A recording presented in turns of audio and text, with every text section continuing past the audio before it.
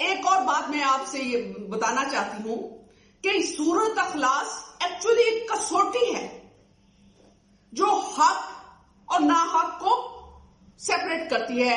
جو یہ اللہ تعالیٰ کی تعریف ہے، ان 4 لائنوں میں اللہ تعالیٰ کی رحمان کی، رحیم کی تعریف بیان کی گئی ہے. اگر کوئی شخص ہمیں یہ کہتا ہے کہ سو اینڈ سو خدا ہے، اللہ تعالیٰ ہے، تو اگر وہ ان 4 لائنوں کی ڈیفینیشن پہ پورا اترتا ہے تو ہمیں کوئی اعتراض نہیں کہ ہم اسے اللہ تعالیٰ مان لیں. لیکن وہ 4 لائنیں قل هو اللہ احد کہہ دیجئے کہ اللہ تعالیٰ ایک اور یکتا ہے.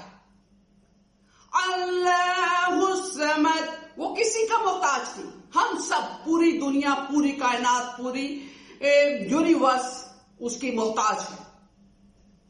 اس کائنات کا چلنا، اس سسٹم کا چلنا، بارشوں کا ہونا، ہواؤں کا چلنا، سمندروں کا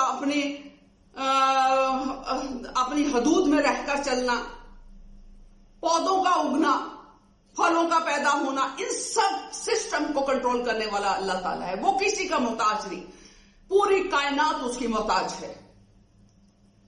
وَلَمْ يَلِدْ وَلَمْ يُولَدْ، اور نہ کوئی اس کی اولاد ہے اور نہ وہ کسی سے جنا گیا.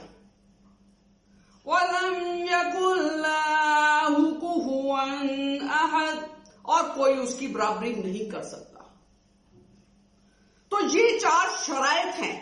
اگر کہیں کسی کو بھی کنفیوژن ہو اللہ تعالیٰ کی ڈیفینیشن کے اندر، تو یہ 4 لائنیں ہیں جو اس کو سیپریٹ کریں گی خدا ہونے یا نہ ہونے کے اندر.